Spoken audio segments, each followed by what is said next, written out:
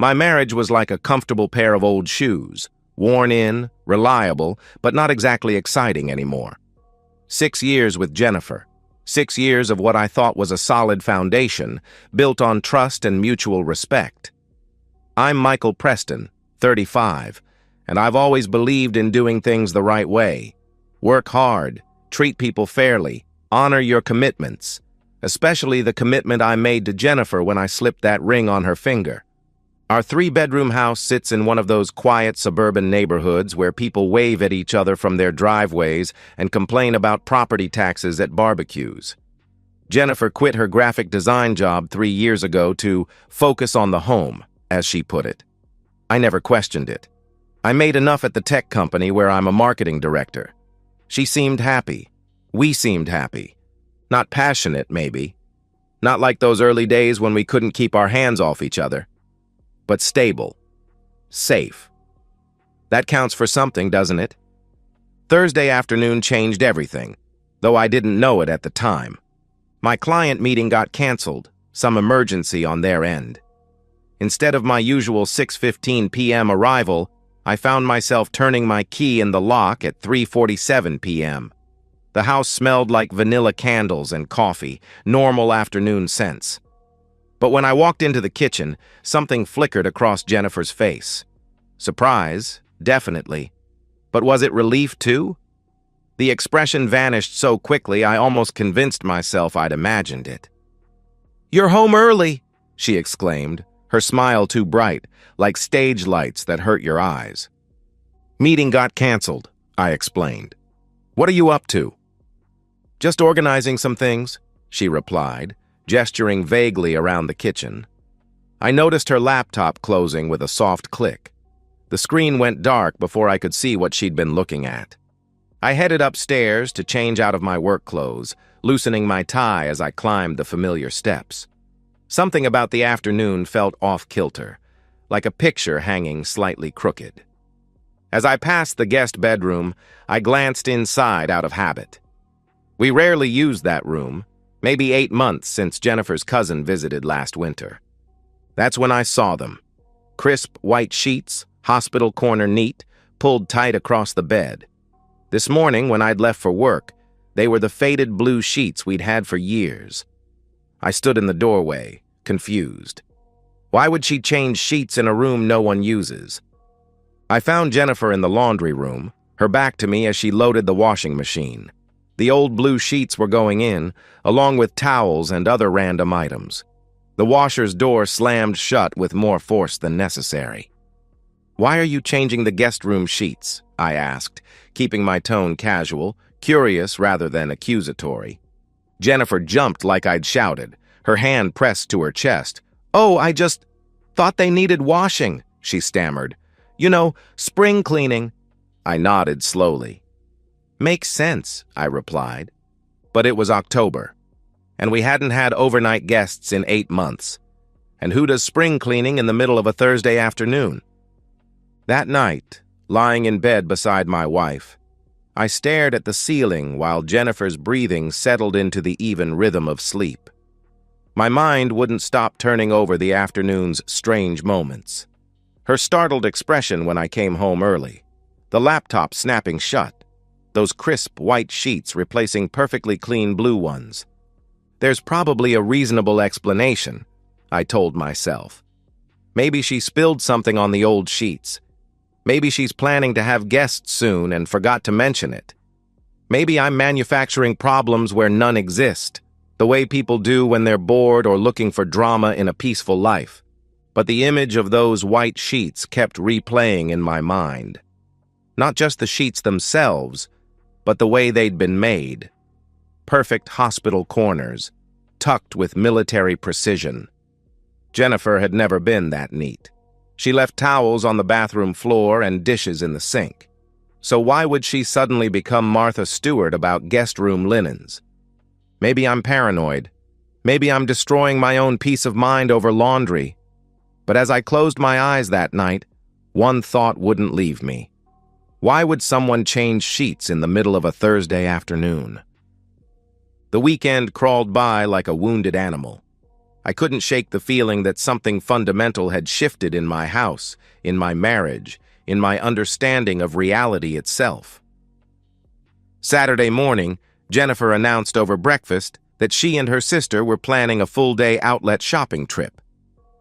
"An hour's drive each way," she explained, buttering her toast with deliberate precision. "Probably won't be home until evening." I encouraged her enthusiastically, maybe too enthusiastically. "Have fun, take your time, maybe get dinner out there," I suggested. I watched her leave at 9 a.m., her car disappearing down our quiet street, and immediately opened my laptop. Within an hour, I'd ordered 3 small security cameras from an online retailer with same-day delivery. The rational part of my brain screamed that I was being ridiculous, paranoid, crossing lines that stable marriages don't cross. But a louder voice insisted I needed to know what was happening in my own home when I wasn't there. If nothing's wrong, I told myself, I'll uninstall them and Jennifer will never know. If something is wrong, I need to know. The cameras arrived by 2 p.m. I worked quickly, methodically, drawing on every home improvement project I'd ever completed. 1 camera covering the front door and driveway, disguised as a motion sensor light. 1 positioned in the living room corner, hidden behind the decorative plant Jennifer's mother had given us for our anniversary. 1 in the upstairs hallway, angled perfectly to capture anyone entering or exiting the guest bedroom. I set them to record continuously, footage uploading to encrypted cloud storage only I could access. By the time Jennifer returned at 7 p.m., laden with shopping bags and chattering about sales and discounts, the cameras were invisible, embedded seamlessly into our home like digital parasites. I helped carry her purchases inside, smiling and nodding as she described her day. "The outlet stores were packed, but I found some amazing deals," she chatted excitedly. She showed me a dress, a pair of shoes, a jacket she'd never wear. "My sister spent twice as much as I did," she added with a laugh. I didn't check the cameras that night. Not yet. I needed a baseline, a full week of footage to establish patterns, to see if my suspicions had any foundation or if I was manufacturing problems in a healthy marriage. The week that followed felt like living in a simulation where everything looked normal, but the underlying code was corrupted. I went to work each morning, sat through meetings, managed my team, responded to emails, all while knowing that somewhere in the cloud, footage of my empty house was accumulating like evidence of something I wasn't sure I wanted to discover. But I noticed things. Small things that I might have overlooked before, when I trusted implicitly. Jennifer seemed different, more energetic, almost glowing. She was dressing nicer even though she was supposedly home alone all day. Makeup applied carefully, hair styled rather than thrown back in a ponytail, outfits that looked deliberately chosen rather than grabbed from the closet. She was constantly on her phone, smiling at messages in a way that made my stomach clench. When I entered a room, the phone would disappear into her pocket or flip face down on the counter like a guilty reflex. When I asked who she was texting, she waved it off with practiced casualness. "Just my sister," she'd say. "Just the neighborhood group chat," she'd claim another time. "Just some online shopping notifications," was her go-to response. Always just something innocent and boring. Thursday evening, she was unusually affectionate, cooking my favorite meal without being asked, asking about my day with what seemed like genuine interest, suggesting we watch a movie together. I played along, but something felt performative about it all, like she was checking boxes on a wife's duties checklist rather than expressing spontaneous affection. Friday night, Jennifer claimed a headache and went to bed at 9 p.m. I waited until her breathing deepened into sleep's rhythm, then took my laptop to the bathroom, locked the door, and sat on the cold tile floor with my back against the door. I opened the camera footage from the past week. Monday through Wednesday, nothing unusual. Jennifer did laundry, watched TV, scrolled her phone, made lunch. Normal domestic life. I started to feel foolish, like a paranoid husband destroying his marriage with baseless suspicions. Then I loaded Thursday's footage. 10:47 a.m. A car I didn't recognize pulled into my driveway. A man got out, tall, athletic, mid-30s, wearing jeans and a fitted shirt. He walked to my front door with the confidence of someone who belonged there, someone who was expected. Jennifer opened the door before he could knock. My finger hovered over the play button. Part of me wanted to close the laptop, delete everything, pretend I never saw that car pull into my driveway.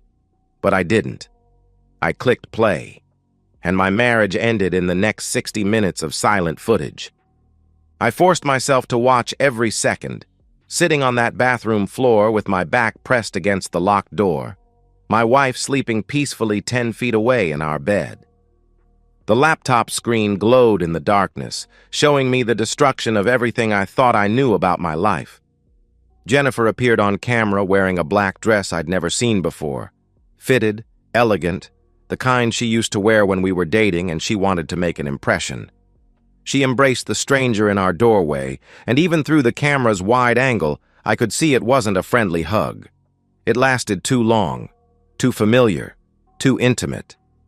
They moved into the living room, and Jennifer poured wine, the expensive bottle I'd been saving for our anniversary next month. They sat close on the couch, her hand on his knee, his arm around her shoulders. They were laughing, comfortable, like this was routine, like this was where they belonged. At 11:23 a.m., they kissed, deep, passionate, the kind of kiss I hadn't received from my wife in months, maybe years. I watched my marriage die in that moment, not the legal document or the shared bank accounts or the mortgage payments, but the real marriage, the one built on trust and fidelity and the belief that we were committed to each other above all others. They started undressing each other right there in my living room, his hands sliding under her dress, her fingers working his belt with practiced efficiency. Then they moved toward the hallway, still kissing, leaving a trail of clothes on my hardwood floors, like breadcrumbs marking the path to my destruction. I fast-forwarded through the next section. I didn't need to see details. The guest bedroom doorway was partially visible in the hallway camera. I could see movement, shadows, the evidence of intimate betrayal happening on those white sheets Jennifer had changed so carefully. The sheets she'd lied about. The sheets that were now evidence of premeditation. At 12:15 p.m., the man emerged, fully dressed, hair slightly disheveled. Jennifer walked him to the door wearing only my robe, the blue terry cloth robe I'd gotten for Christmas 2 years ago. They kissed goodbye at the door, tender and lingering, like lovers who would see each other again soon. The moment his car disappeared down the street, Jennifer sprang into action with devastating efficiency. She stripped the guest bed like a professional housekeeper, loaded the washing machine, showered, changed back into the casual clothes she'd been wearing that morning when my cameras started recording. By 1 p.m., every trace of the affair was erased, our home restored to its facade of marital normalcy. My marriage had ended at some point between 10:47 and 12:15 on a Thursday morning, but I was only finding out about it now, sitting on cold bathroom tile at 11 p.m. on a Friday night. I watched the footage 3 more times, forcing myself to absorb every detail like a detective studying crime scene evidence. The way Jennifer touched this stranger, the way she smiled at him, genuine, radiant, nothing like the polite smiles she gave me anymore. The practiced efficiency with which she cleaned up afterward. This wasn't spontaneous. This wasn't a mistake made in a moment of weakness. This was routine, planned, executed with the precision of someone who'd done it before and expected to do it again. I opened a new folder on my laptop, labeled it Evidence, and saved every relevant clip. I took screenshots, timestamps, the stranger's car and license plate clearly visible in the driveway camera, Jennifer opening the door with that radiant smile. I had everything I'd need for a divorce attorney. Proof of adultery, documented dates and times, visual evidence that would make any court settlement favor me completely. But as I sat there in the dark bathroom, listening to my wife's peaceful breathing through the door, A new thought took root and began to grow like a poisonous plant. I could file for divorce Monday morning, take her by surprise, clean, quick, devastating, show her the evidence, let her lawyer see the footage, watch her world collapse as efficiently as she'd erased the evidence of her betrayal. But that would mean the stranger would never know he'd been caught. He'd just hear eventually that Jennifer was divorced and move on with his life, consequence-free. He'd find another married woman to seduce, drink another husband's wine, sleep in another man's guest bedroom. Number. I closed the laptop slowly, my jaw clenched tight. Divorce was the end result, but it wasn't enough. Not for 6 years of lies, not for being made a fool in my own home. This man needed to face consequences, too. He needed to know that actions have prices, that other people's marriages aren't toys to be played with and discarded. By the time dawn light crept through the bathroom window, I had the framework of a plan. Not just evidence, not just divorce. Something that would bring the affair partner back to my doorstep, vulnerable, exposed, and caught in the act. Monday morning, I smiled at Jennifer over breakfast and said the words that would set everything in motion. I have to go to Seattle for a business conference. Week-long trip. I leave Wednesday. Jennifer's face did something fascinating when I announced the Seattle trip. For just a fraction of a second, before she could control her expression, relief flashed across her features like sunlight breaking through clouds. Then she masked it with concern, tilting her head with what she probably thought was loving worry. "A whole week?" "That's so sudden," she responded, tilting her head with what she probably thought was loving worry. I shrugged, playing my role perfectly. "Big client meeting. Johnson wants me to handle the presentation personally." "Can't be helped," I explained. "Sorry for the short notice." "Of course," Jennifer replied, and I saw her hand move toward her phone on the table, fingers twitching with barely contained excitement. "I understand completely. These things happen in business." A pause, then the obligatory spouse response, "I'll miss you." I reached across to squeeze her free hand. "Miss you too," I answered. I meant the opposite. Monday and Tuesday dragged by in careful preparation. I confirmed details with the divorce attorney I'd quietly retained over the weekend. Papers ready to file, everything documented and legally airtight. I told my boss I needed to work remotely for a few days, citing a vague family emergency that might require my immediate attention. He didn't ask for details. Tuesday night, I packed a suitcase while Jennifer watched from the bedroom doorway, asking if I needed help with an innocence that would have been touching if I didn't know what she was planning. "I'm good," I replied, folding shirts with deliberate care. "You should enjoy having the place to yourself for a week. Relax, binge-watch those shows I pretend not to like." Jennifer laughed, and for a moment it almost sounded genuine. "Maybe I will," she said. "Maybe I'll finally catch up on all that reality TV you hate." Wednesday morning arrived gray and drizzling. I loaded my suitcase into the car, kissed Jennifer goodbye on the front porch. Her lips were cold, or maybe that was just my imagination, and drove away. In the rearview mirror, I watched her standing in the doorway, and even from that distance I could see her pulling out her phone before I'd reached the end of our block. I didn't go to the airport. Instead, I drove 15 minutes across town and checked into a Marriott, paying cash and using a fake name I'd practiced writing. The room was generic business hotel, beige carpet, bland artwork, a desk that looked like every other hotel desk in America. I set up my laptop and connected to the camera feeds. There was my house on the screen, empty except for Jennifer, who was pacing the living room with her phone pressed to her ear. Even through the silent video feed, I could see her animation, her excitement. She was planning something, and I knew exactly what it was. I watched her that evening. She ordered takeout from that Thai place we both liked, ate dinner alone while watching Netflix, went to bed at a reasonable hour. Normal evening for a woman whose husband was traveling. I ordered room service, a club sandwich that tasted like cardboard, and 8 mechanical bites while never taking my eyes off the screen.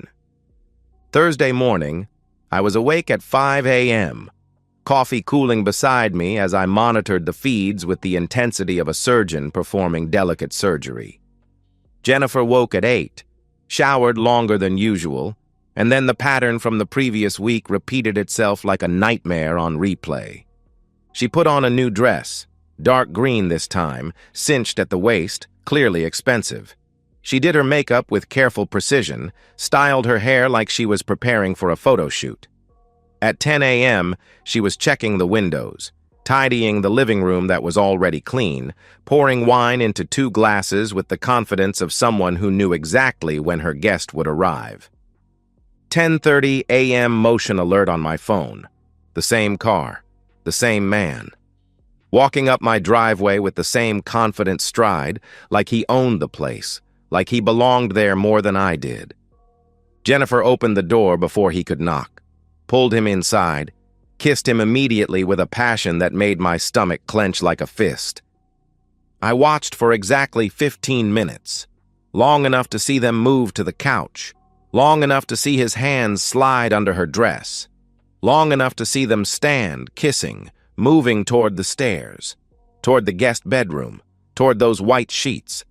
Then I closed the laptop, grabbed my car keys, and drove home. My hands were steady on the wheel. After 6 years of corporate meetings and controlling my reactions under pressure, I knew how to maintain professional composure. But this wasn't anger. This was beyond anger. This was ice-cold purpose. I parked 2 houses down and walked calmly to my own front door. My house looked peaceful from the outside. Manicured lawn, closed curtains, the picture of suburban tranquility. I unlocked the front door silently and stepped inside.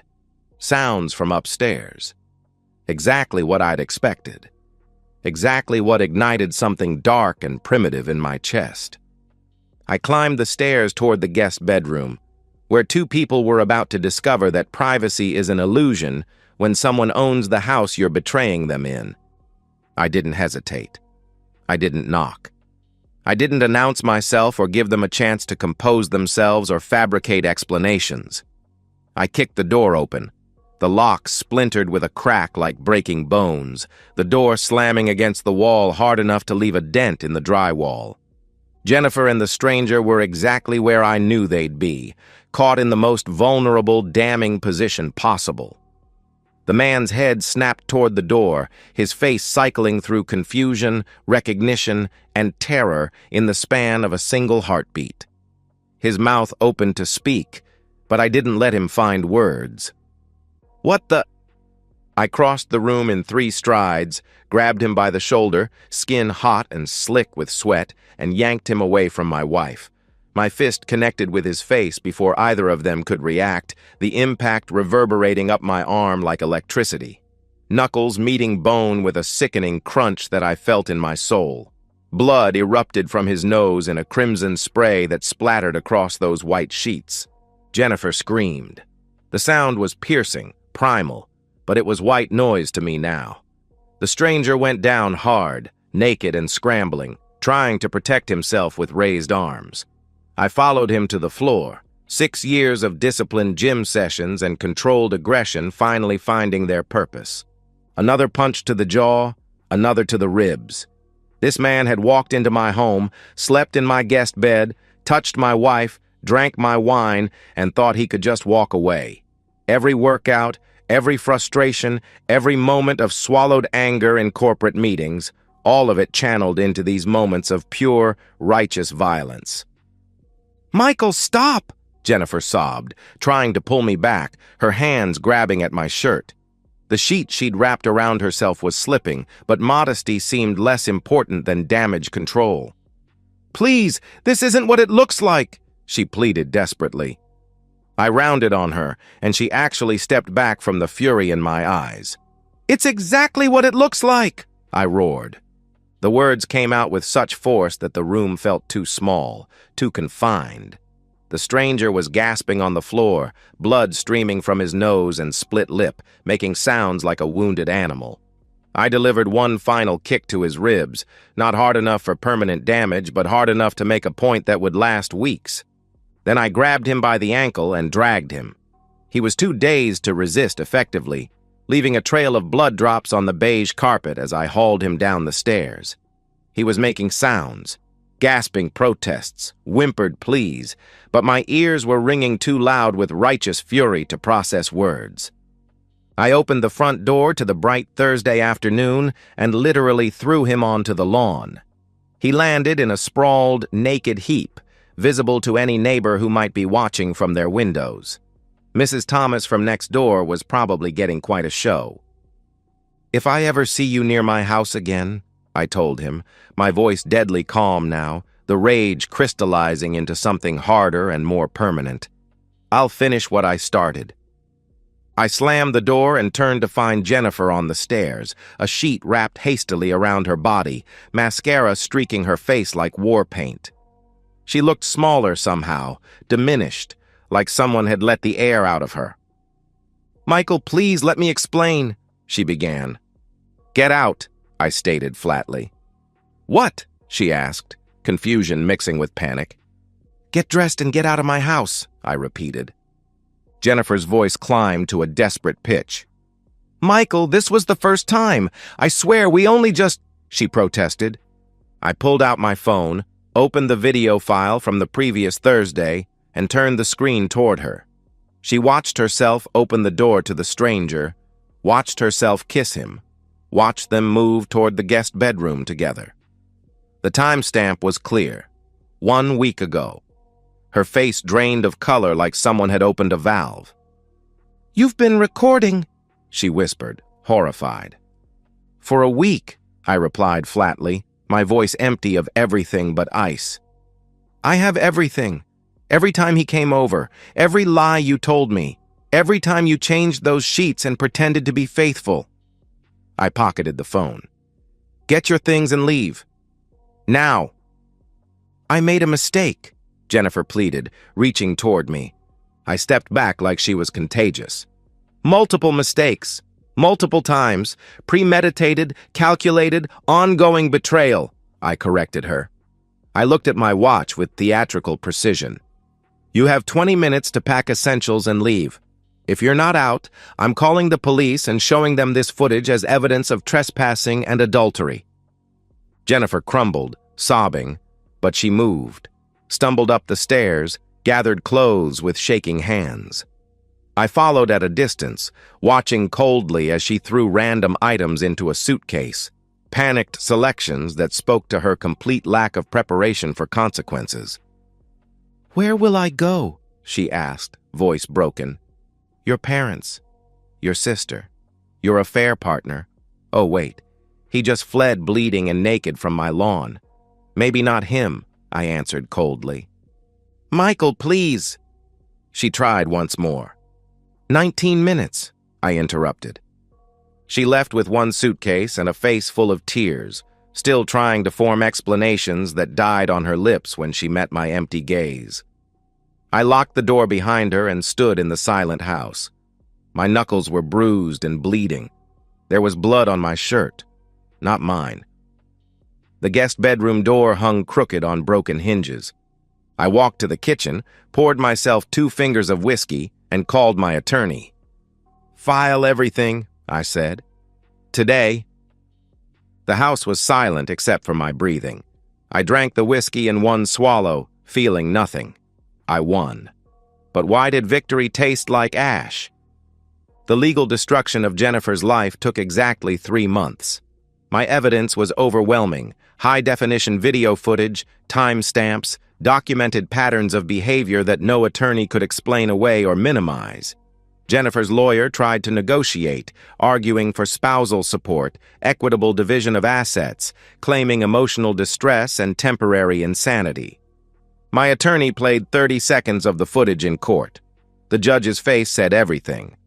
Jennifer received the legal minimum, enough to survive temporarily, nothing more. I kept the house, my retirement accounts, my dignity, and my faith that actions have consequences. The social fallout was worse than the legal battle. and I orchestrated every devastating moment. I sent copies of the evidence to Jennifer's parents with a detailed timeline and explanation. I didn't do it out of cruelty. I did it because they deserved to know why their daughter was suddenly homeless and calling them in tears.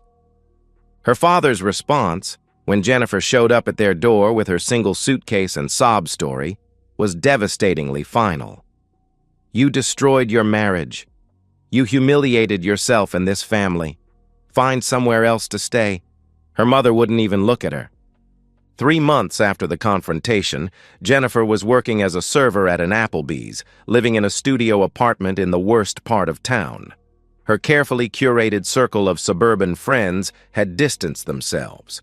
Some quietly stopped returning texts, others explicitly told her they couldn't support what she'd done. The affair partner had disappeared entirely. I heard through a mutual acquaintance that he'd moved to another state, citing family issues. Some darker rumors suggested the injuries I'd inflicted had lasting complications, but I didn't investigate. I didn't care. I sold the house 4 months post-divorce. Too many corrupted memories embedded in the walls, in the guest bedroom, in every corner where I'd lived a lie. I bought a modern downtown condo, floor-to-ceiling windows, minimalist furniture, closer to work. I started therapy, working through not just the betrayal, but my own capacity for violence. The therapist helped me understand that rage was natural, that my actions were understandable even if legally questionable. I processed it all with the same methodical approach I'd used to gather evidence, step by step, session by session, building something healthier from the wreckage. 6 months after the divorce was finalized, Jennifer reached out through a mutual friend. She wanted to apologize properly, face to face, to get closure for herself. My response was immediate and final. "Tell her I hope she finds what she's looking for, but it won't be with me." I have nothing to say to her. I didn't hate her anymore. I felt nothing when I thought about her, and somehow that complete indifference was worse than hate would have been. 1 year after the confrontation, I've moved on completely. I threw myself into work and earned a promotion to senior director. My focus and drive became legendary in the office. I'm dating again, seriously this time. Her name is Rachel. She's a financial analyst, and when she asked about my previous marriage, I told her the truth without bitterness, just facts. She cheated. I found out. We divorced. I've done therapy. I'm good now. Rachel appreciated the honesty. The guest bedroom in my old house has been renovated by the new owners, some young couple planning to use it as a nursery. They have no idea what happened there, and I like it that way. Just another room in another suburban house, emptied of its history. For me, that room was both an ending and a beginning, the place where my old life died and my real life began. The life where I know my own worth and refuse to accept less than complete honesty. I don't regret the violence. I don't regret the systematic destruction of her social life. I regret only that I didn't see the signs sooner, that I wasted 6 years on someone who never valued what we had. But I learned, and I'm free. And so, we've reached the end of today's story. Was it what you expected, or did it take a twist you didn't see coming? I'm curious to hear your thoughts. Share them in the comments below, and let's get a conversation going. If this story kept you hooked, make sure to hit that like button. And if you're new here or just haven't subscribed yet, now's the perfect time to join our community. I bring you fresh, captivating stories every day, so click that subscribe button and turn on notifications so you never miss out. Thanks for watching, and I'll see you in the next one.